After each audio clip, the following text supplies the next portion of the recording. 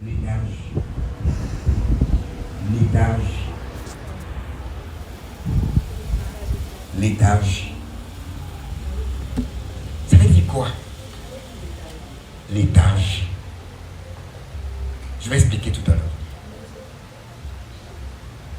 Bien-aimés, aujourd'hui, le monde entier, la plupart des personnes célèbrent, comme on nous le dit, la naissance du Fils de Dieu. Aujourd'hui. Écoute-moi. Que ce soit vrai ou faux, c'est vrai que d'après des recherches, ce n'est pas la date et ce n'est pas la période. Amen. Que ce soit la date ou non, l'essentiel, c'est qu'un sauveur est né. Amen. L'essentiel, c'est qu'il y a eu quand même la naissance de qui? Qu'il soit né aujourd'hui ou pas. L'essentiel, c'est qu'un sauveur est. Maintenant, la question que je vais te poser, c'est quoi? Reconnais-tu qu'un sauveur est né un jour? Et maintenant, toi, est-ce que ce sauveur t'a donc sauvé? Amen. On est ensemble là? Un sauveur est. Mais est-ce que ce sauveur t'a donc sauvé? Parce que, en quelque sorte, on reconnaît l'œuvre d'une personne par le fruit que son œuvre porte. Là où il est et là où il a posé un acte. Si donc le sauveur t'a sauvé, en réalité, on doit voir en toi l'impact de l'œuvre du salut. Amen. Amen. Quand j'arrivais ce matin, devant la radio, là, il y a eu un accident grave. Très grave. Le pied de quelqu'un s'est même ou coupé ou cassé. Parce que deux motos venaient. L'une des motos venait à vive allure. À vive allure. Et elle prend le virage sans signaler qu'elle arrivait. L'autre moto aussi venait calmement. Percussion et c'était grave. La naissance d'un sauveur doit-elle détruire ceux dont elle doit sauver? Non. Ça veut dire qu'il y a quelque chose qui s'est infiltré dans la naissance d'un sauveur pour distraire ceux qui doivent être sauvés. Quelqu'un n'est pas très bon. Il y a quelque chose qui s'est infiltré dans l'arrivée d'un sauveur qui doit sauver les perdus et qui distrait les perdus. Je suis allé hier à la radio à pied parce qu'il y avait tellement d'embouteillages. J'ai marché ici jusqu'à une bonne distance. À gauche et à droite, de part et d'autre, les maisons abandonnées des chantiers, on avait habillé pour des balles, les petits endroits de danse, des enfants étaient là. Et je vois aussi des enfants aussi là. Et je dis, ça c'est la naissance de Jésus. Au lieu d'amener les gens vers lui, pendant que les rois mages ont vu l'étoile, l'étoile les a conduits vers qui? Le sauveur, le roi des Juifs. Comment est ce sauveur qui naît, mais qui amène plutôt les gens à le fuir, aller en boîte? Pendant que les rois mages, eux sont allés adorer, accueillir le sauveur, d'autres sont en train d'aller en boîte. Et tout à l'heure quand je venais, je suis passé dans deux marchés qui dit embouteillage, une saturation. Pourquoi? Parce que les acheteuses et les vendeurs de poules, Jésus le sauveur naît, mais ce sont les poules qu'on tue.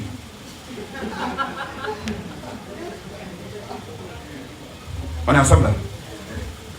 Pendant que les rois mages, Jésus est né, l'étoile les oriente vers lui. Vous, votre étoile vous oriente où? Au marché. Pour tuer, acheter les poulets. Vous, votre étoile vous oriente où? En boîte, au cabaret, au snack.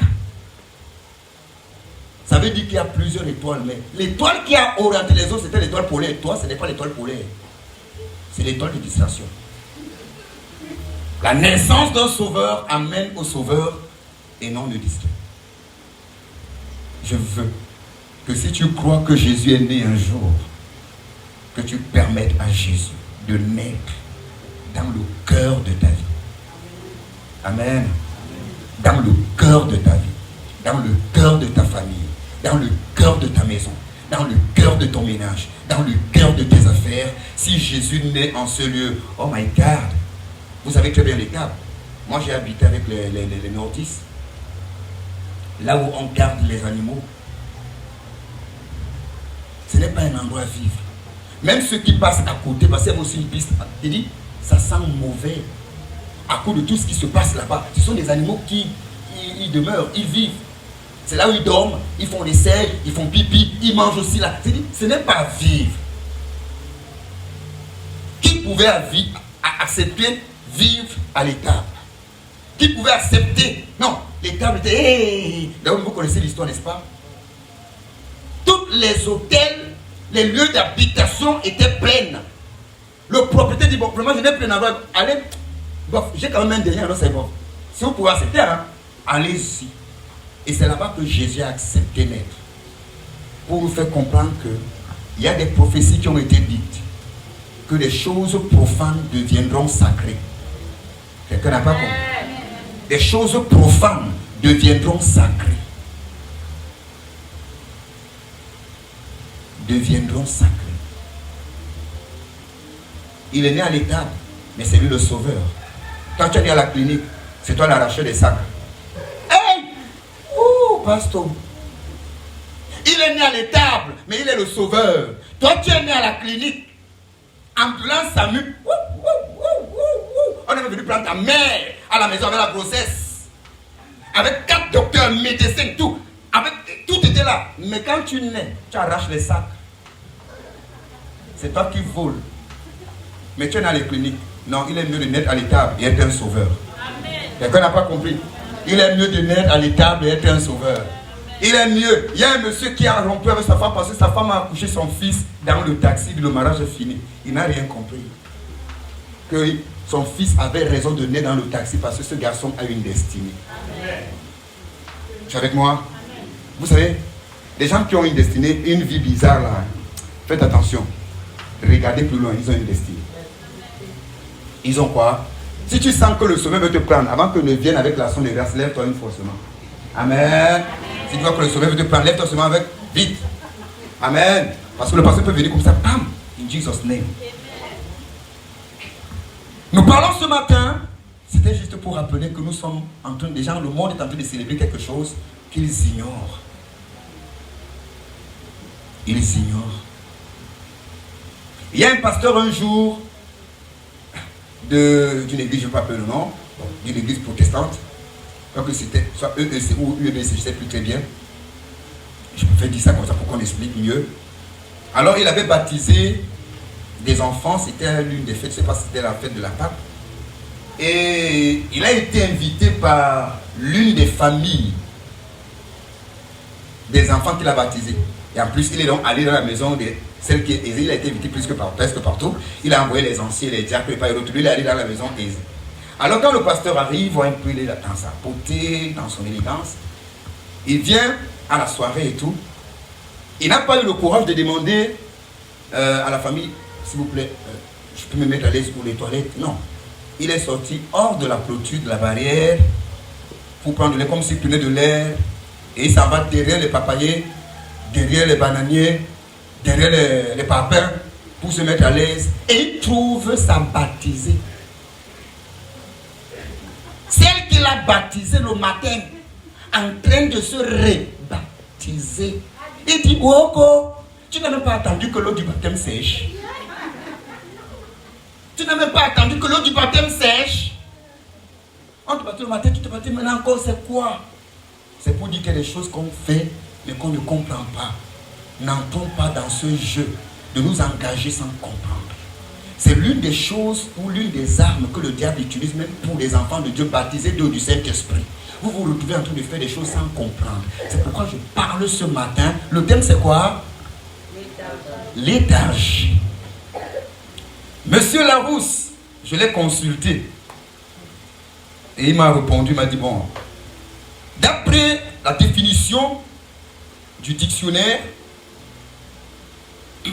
Monsieur Larousse dit que léthargie, c'est un sommeil profond et continu.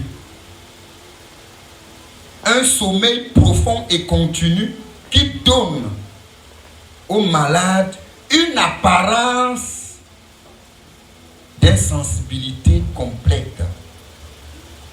Tu es avec moi? Léthargie est un sommeil profond et continu. Léthargie signifie aussi une grande insensibilité extrême. Léthargie, c'est l'extrême nonchalance. Oui.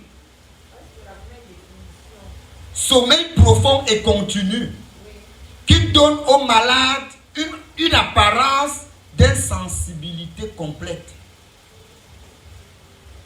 Léthargie, c'est une grande insensibilité,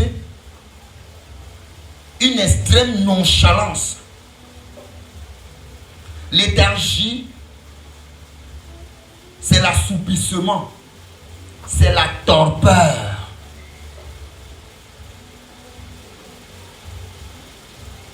La nonchalance.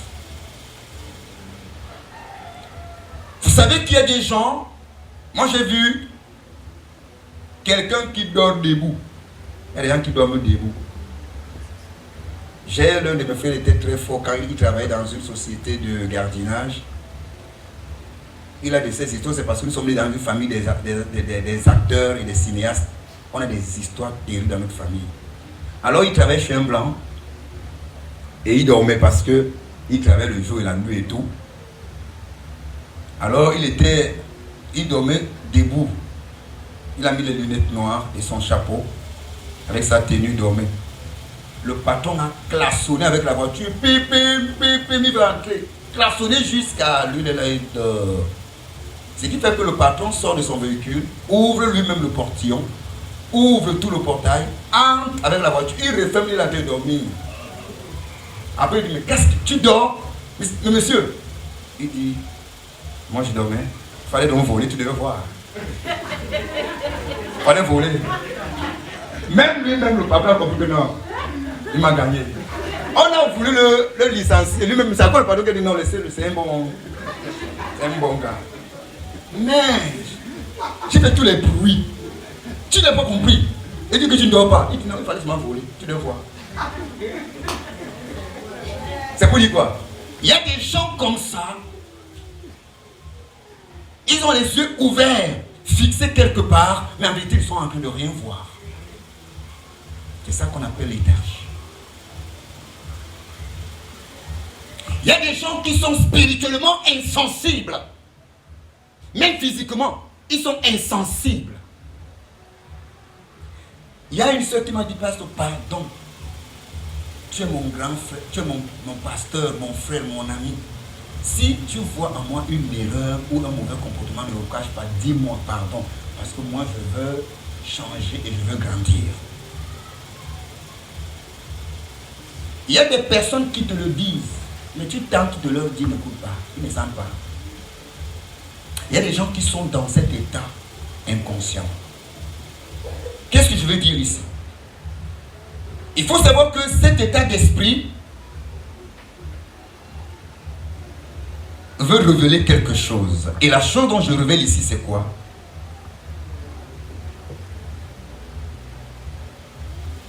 Bien aimé, pourquoi se contenter de ce qu'on a alors qu'on sait qu'on peut faire plus? Pourquoi se contenter de quoi? Alors qu'on sait. On est conscient. Je n'ai pas dit que quelqu'un dit que toi-même tu es conscient que ce n'est pas ton niveau, que tu peux faire plus. Quand tu es dans cette position, on appelle ça léthargie. Quelqu'un qui est déjà dans un sommeil profond. Quelqu'un qui est déjà dans une insensibilité. Moi, j'ai été opéré 9 fois. J'ai subi l'anesthésie. Quand on t'a anesthésié, tu ne sens plus rien. Il y a des phénomènes, il y a des choses qui se sont tellement répétées dans ta vie et dans la vie des gens au point où ces choses sont devenues comme l'anesthésie. Ils ne sentent plus rien et ils veulent vivre avec. Et pourtant, quand tu commences à vivre avec, elle te détruit à petit feu.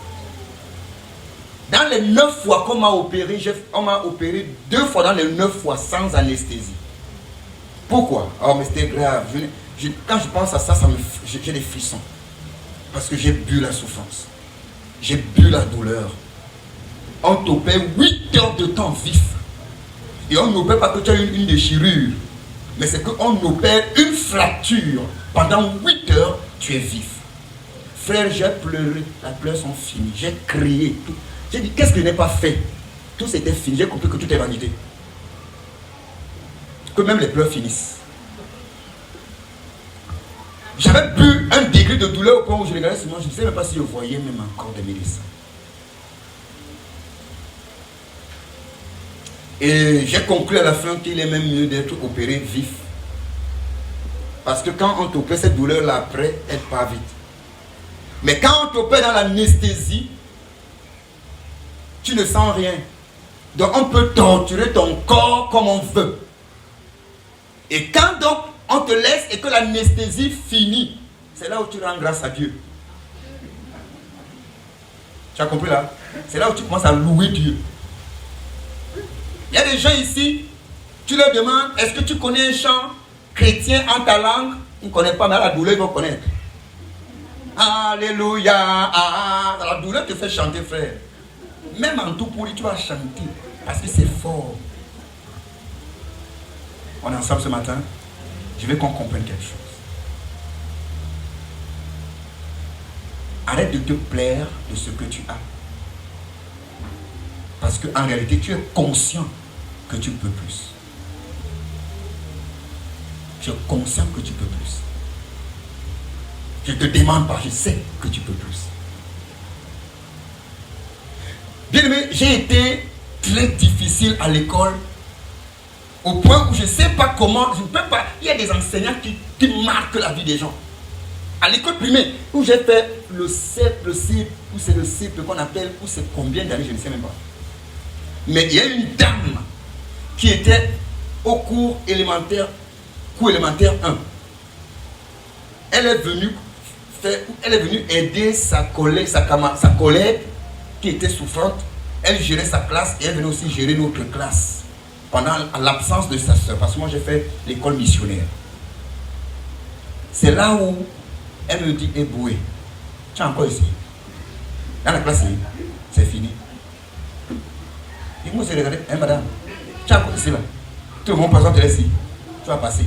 Tu as vu que tu vas passer, je vais passer. Elle m'a fait passer avec la bastonnade. Frère, cette femme, bien aimée, elle m'a pris. J'étais dans l'éthargie, emporté parce que on m'a fait croire, my God, que j'étais bête. C'est pourquoi nous devons éviter les mots qu'on envoie aux enfants. Parce qu'on peut paralyser la destinée de quelqu'un par les paroles que nous sortons. On peut hausser la destinée de quelqu'un par des paroles que nous sortons, comme on peut détruire la destinée de quelqu'un par des paroles que nous sortons. Dans ma tête, je savais que j'étais bête. Et elle m'a dit en sa langue, je vais te montrer que tu vas réussir ce mariage de madame. Elle enseignait, elle tapait. Quand moi-même, au 3e trimestre, j'ai entendu mon nom, parmi ceux qui ont réussi, j'avais venu s'effrayer. Non, vous riez, frère. Je vous révèle ce que nous vivons. Pour moi, la réussite n'était pas mon partage. Parce que pour moi, je me suis dit que c'est ça. Mon partage, c'est que je suis zéro. D'ailleurs, quand je regarde à gauche et à droite, je ne vois que des loupards dans ma famille. Donc, c'est notre don. Le don de l'échec et de piétiner sur place, de vieillir dans la même classe. Il dit, quand j'ai réussi, moi, j'ai eu peur. Ça m'a effrayé. Quand je réussis, elle m'embrasse, elle me dit bienvenue. Je ne peux pas oublier le nom de la femme, Madame Ayam. Aïe. Je ne peux pas oublier le nom de cette femme. Il n'y avait pas de co-élémentaire 1. Une seule classe. Donc c'est Madame Ayam. C'est fini. J'étais dans sa classe. Et j'aimais à cause de cet état le dernier banc. Elle m'a dit, ici là. Devant. J'ai dit, madame, quand je suis devant le tableau, je ne vois plus bien, tu vas voir ça. Qu'est-ce qu'il y a après? C'est voir ça flou, tu vas voir même flou. Elle m'a mis là.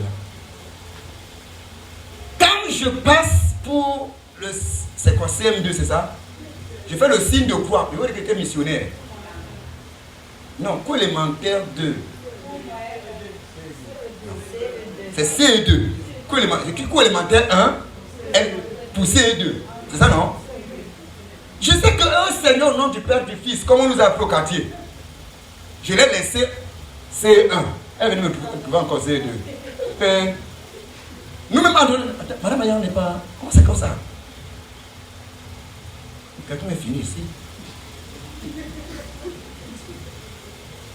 CE2, elle nous a tenus.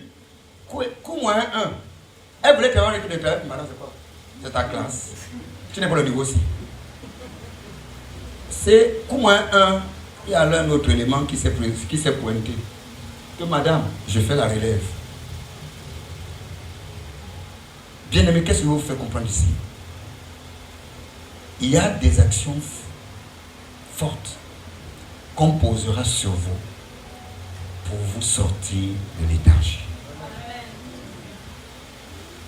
Parce qu'en toute honnêteté, tu ne te connais pas et tu ne te vois pas. Mais ceux qui sont autour de toi voient la capacité qui est en toi. Pierre, dans son esprit, il est né pêcheur d'hommes, un pêcheur de poissons. Il a vieilli dans ce lait, il s'est marié avec la pêche, il a accouché avec la pêche. En quelque sorte, Pierre a hérité la pêche par son grand-père, qui a donné à son père, et père, son père aussi a donné à Pierre. Pierre aussi devait remettre à ses enfants. Mais Jésus est venu faire connaître, comprendre à Pierre que tu peux faire mieux. Alors quelqu'un ne comprend pas. Jésus est venu poser un acte en disant à Pierre que tu peux faire mieux. Ne te contente pas de ce que tu as. Je suis fier, tu es pêcheur de poissons, tu fais même la bonne pêche. Mais un jour, Jésus a fait exprès d'opérer un miracle du manque de poissons.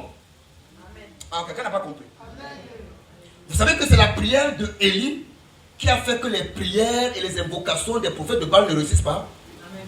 Vous pensez que ces prophètes faisaient ça au hasard? Ils connaissaient leur Baal, ils connaissaient leur Dieu, ils savaient que quand ils faisaient ceci, ce que Baal devait faire. Mais pourquoi ce jour-là rien ne s'est produit?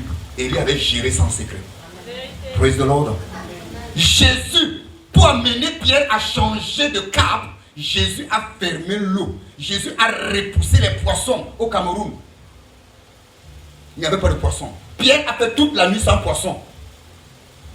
Jésus vient pour amener Pierre à changer d'idée, à comprendre. Je l'ai fait pour te sortir de la captivité dans laquelle tu étais. Regardez, ils étaient en grande eau profonde, sans aucun poisson. Mais ils n'ont pas, quand Jésus a pris la chose en main, ils ne sont pas allés très loin. Ils ont jeté, et on connaît l'histoire, la pêche quoi. Et qu'est-ce que Pierre a dit? Il est tombé à genoux pour dire pardon, aie pitié de moi. Jésus lui dit quoi? Désormais je ferai de toi quoi? Jésus est venu faire comprendre à Pierre que toi tu es resté dans ton esprit que toi c'est la pêche. Mais pourtant tu peux faire mieux. Il y a des gens qui sont dans cet état d'esprit sans s'en rendre compte, qui sont dans cet état d'esprit. Ils se plaisent là-dedans. Ils se plaisent. Ils sont très contents. Pour eux, ils vivent comme ça. Et pourtant, en réalité, on peut changer la situation. Juste par la prise de conscience. Vous pensez que quand Jésus dit à ses disciples, allons de l'autre côté de la rive, allons traversons. C'était pourquoi? Parce que en quelque sorte, le fait de rester à un endroit longtemps vous amène à vivre quoi? La routine. Ça vous amène non seulement la routine, mais vous tombez dans quoi? Dans l'éthargie. On est ensemble là? Vous ne voyez plus loin. Le peuple créé par Dieu, d'après Genèse 11, avant Genèse 11, est tombé dans l'éthargie. Quand Dieu crée l'homme, Dieu donne à l'homme le pouvoir de faire quoi? De s'étendre, d'occuper tout l'espace sec de la terre. Mais l'homme a décidé de ne pas bouger. L'homme dit non. Construisons quoi? Une tour sur place. Cette tour arrive chez qui? Chez Dieu. La Bible dit dans Genèse 11 que Dieu a apprécié que tu as dit non, ces gars-ci ont un même cœur, un même langage. Personne ne peut arrêter leur intention. Ça, c'est une bonne chose. Mais pourquoi Dieu les confond? Parce qu'en quelque sorte, le fait de rester au même endroit les a endormis. Oh, quelqu'un comprend quelque chose? Les a endormis, les a séduits. Dieu était obligé d'entrer en scène et frapper ce peuple de confusion pour qu'il se disperse. Dieu l'a fait. Jésus est venu le faire dans Actes aussi. Les apôtres, à qui Jésus a dit dans Acte 1, après le verset 8, verset 9, vous recevez une puissance, le Saint-Esprit survenant sur vous, et vous serez mes témoins. Jésus a bien cité les lieux, jusqu'aux extrémités de la terre. Jésus l'a bien dit, ils l'ont entendu. Mais le fait que les choses étaient tellement si belles, oh, on se sentait bien, oh là là, tel avait sa richesse, il vendait, on mangeait, oh là là, quel amour, frère, l'amour en Christ, alléluia, amen, oh, sister, brother, c'était beau. Ils sont tombés dans quoi? Dans l'étage, dans un sommeil. Et ils ont oublié quoi? La profondeur de la chose. Ils ont oublié qu'en vérité, ils sont appelés à faire un nouveau pas, un pas en avant. Quelqu'un va ouvrir Ecclésiaste chapitre 11. Ecclésiaste chapitre 11. Ecclésiaste chapitre 11. Je suis en train de parler à quelqu'un. Je ne vais pas lire beaucoup de textes. Je vais les paraphraser comme vous constatez. Homme de Dieu, merci. À partir du verset 9. Écoutez bien. Ecclésiaste chapitre 11, à partir du verset 1. Ça, c'est le fils de David, Salomon, qui écrit. Et il nous donne un conseil. On y va, homme de Dieu. Jette ton pain sur la face des eaux. Jette ton pain, ça c'est une prophétie, ça c'est une parabole, une façon de dire. Jette ton pain à la face des eaux.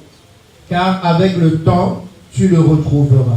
Car avec le temps, vous comprendrez le sens de ce premier verset quelque part. Allons-y. Donne-en une part à 7. Donne-en quoi? Une part. Une part à combien? À 7. À 7 personnes. Est-ce que tu comprends? Et même à 8. Écoute, vraiment, sème ici, sème là, sème là, sème là, sème. Il dit, même dans 7 terrains, dans 5 projets, même si possible même 8 ou 10 et tout. Ça veut dire que Salomon dit aux gens ici, ne tombez pas dans le piège de léthargie. Je me focalise sur. Est-ce que nous sommes ensemble? Amen. Des personnes qui, par exemple, leur métier. Comment je vais citer ça? Je ne dis pas non, ton nom aux coiffeuses, hein, mais je n'encourage pas beaucoup de femmes à rester dans la coiffure. Vous savez pourquoi? Plus la vie devient chère, il y a des femmes qui rentreront dans la coiffure naturelle. On est ensemble? Alors toi qui as fait des années, tu as payé des 500 000 pour apprendre l'esthétique esthéticienne. Quand plusieurs femmes avec la vie chère et prendront conscience que hey, ces produits nous rendent malades, je redeviens naturel, ton métier est tombé où? On est ensemble? Est-ce que nous sommes ensemble? Donc, toi qui te focalises seulement que mon métier c'est quoi? C'est la coiffure. Moi je suis coiffeuse, esthéticienne. J'ai même encore formé, je me suis encore formé à placer les ongles, les cils et les sous-cils. Et les implants. Bon, c'est comme là les yeux, c'est comment on peut savoir? Même les lentilles, je mets. Si tu veux que les ongles de tes orteils soient, je connais, je maîtrise ça. Sache-le, si tu dors sur ça, quand les femmes qui aimaient ça prendront conscience où l'argent ne sera plus, tu feras comment? Ton métier est tombé. Tu tombes dans quoi? Dans le chômage. Tu étais habitué à toucher beaucoup d'argent, mais parce qu'il n'y en a plus, tu deviendras n'importe quoi. Toi qui étais vendeur ou vendeuse des produits esthétiques qu'on appelle là d'ailleurs Njansang, c'est-à-dire le Njansang. Toi tu as dit, je me suis formé spécialement pour rendre des femmes noires brunes, d'autres métisses, etc. Le jour où les femmes comprendront que hey, le Njansangisme là tue, elles arrêtent de faire le Njansang, c'est fini tes produits, tu tombes en faillite. Salomon a attire notre attention. Il dit, ne vivez pas ou ne tombez pas dans le piège de léthargie. Tu es focalisé sur une seule chose. Je n'ai pas beaucoup brillé à l'école, mais j'ai ouvert mon esprit à la connaissance de beaucoup de choses. Je ne suis pas seulement prédicateur, pasteur.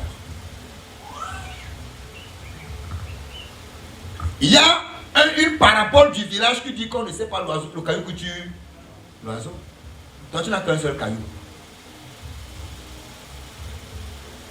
J'ai vu un monsieur dans un documentaire, c'était un documentaire, bref. J'ai vu une vidéo où quelqu'un est allé faire, il était dans un zoo. Et il s'est tellement amusé avec son fusil. Parce qu'on lui a donné un fusil que s'il a un danger, qu'il tire. Donc, la manière qu'il voyait les oiseaux s'envoler, les singes, il tirait pour que les singes jouent.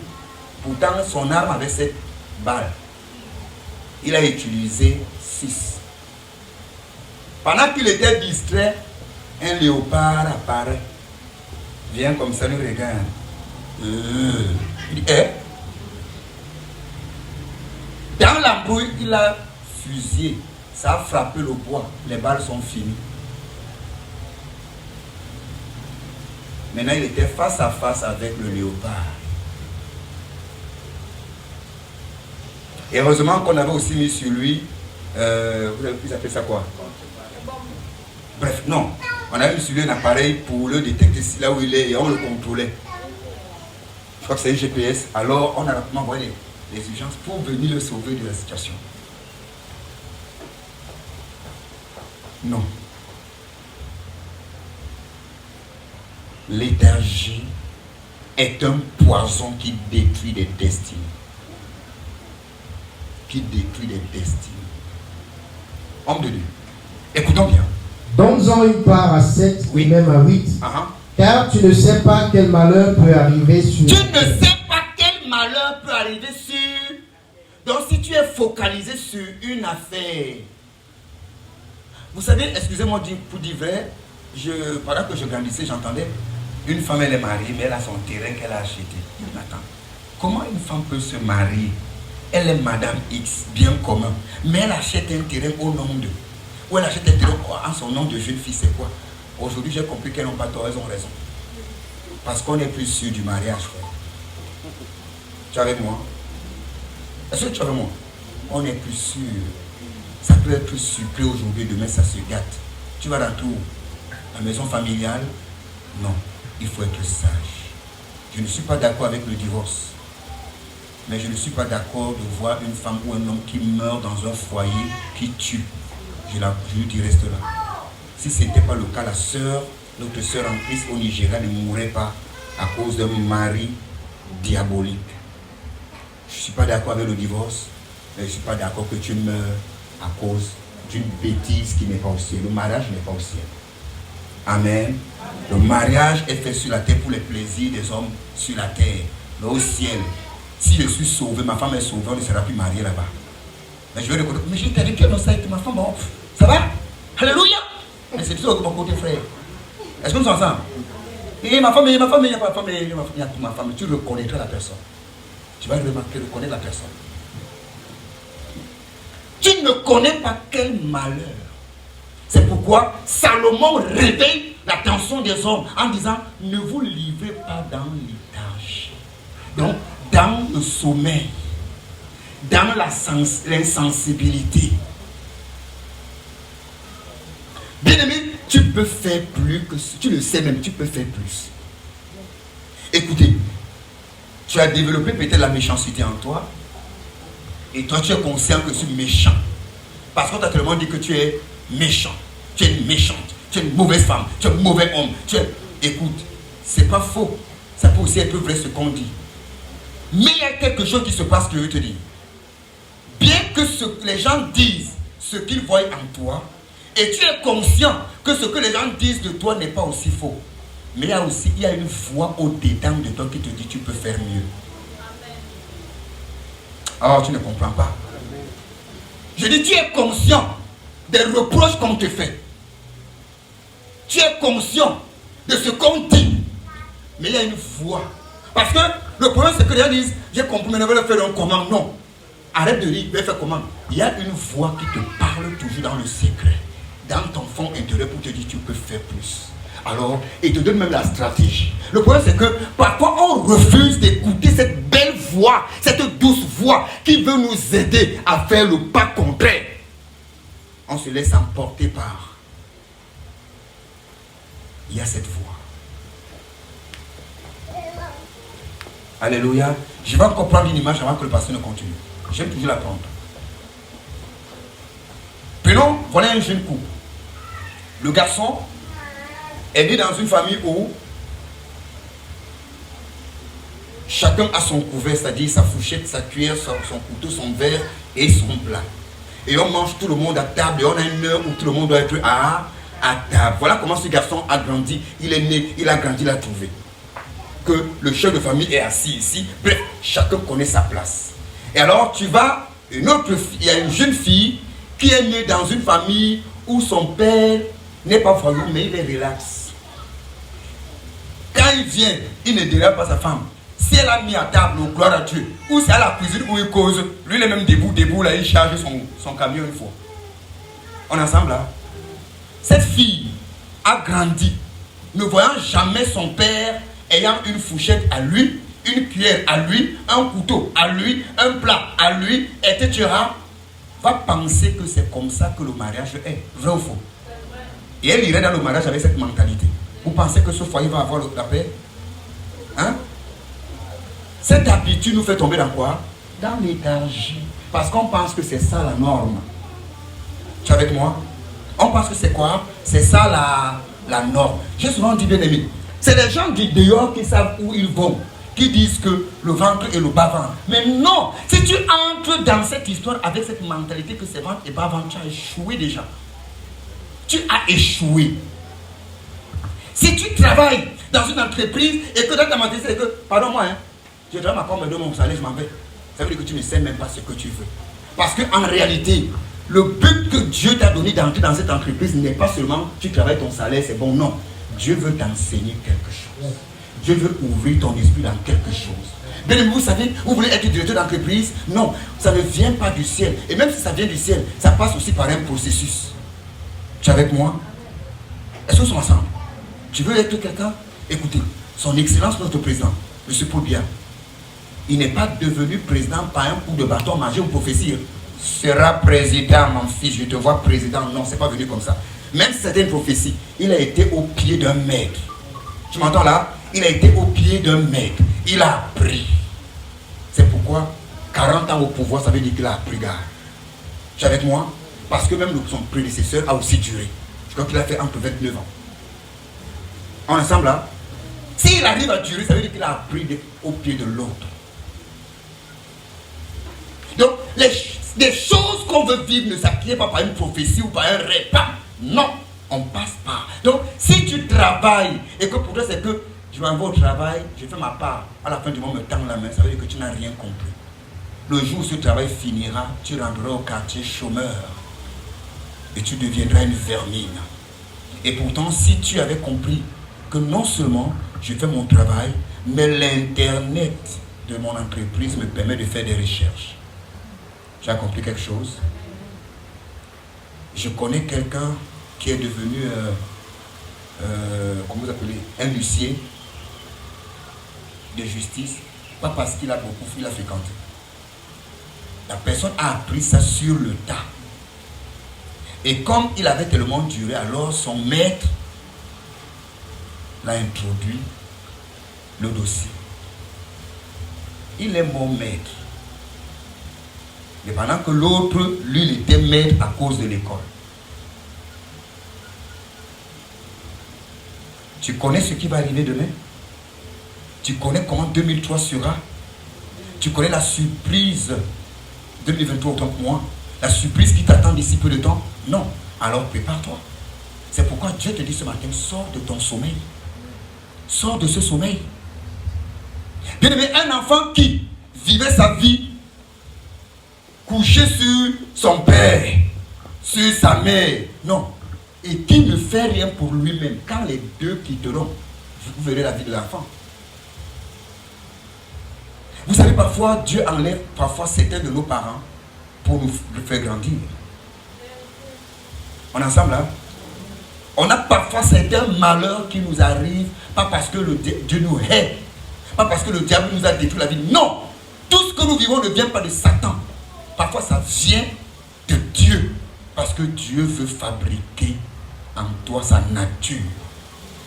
Dieu veut investir en toi sa nature. Homme de Dieu. Quelqu'un comprend quelque chose? Sors de ton sommeil.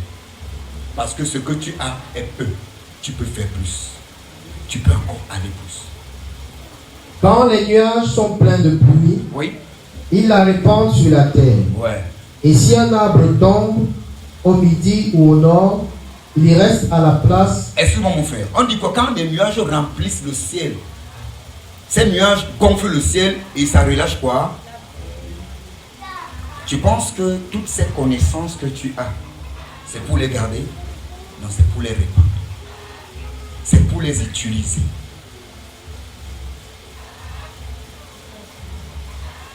Je ne vais pas préciser le mot. On va continuer la lecture. Celui qui observe le vent. Celui qui observe le vent ne sèmera point. Celui qui observe le vent ne sèmera pas. Ne sèmera point. Le vent ici c'est quoi? Ce sont les tempêtes, les épreuves, les difficultés. Ce que les gens diront. Vois un peu, tu ne vas rien faire. Si tu t'attardes sur ton échec d'hier, tu ne vas pas engager autre chose. Écoute-moi mon frère, ma soeur. D'ici peu de jours, on va commencer à parler. On a donné un nouveau nom à janvier. Le mois de janvier s'appelle comment? La janviose. Janviose. Hey! Pourquoi janviose? Qui est-ce qui a donné ce nom? C'est des gens qui ont mal géré décembre, qui commencent à parler mal de janvier. Janvier ne change pas. Janvier est écrit avec J et non avec je. On est ensemble là?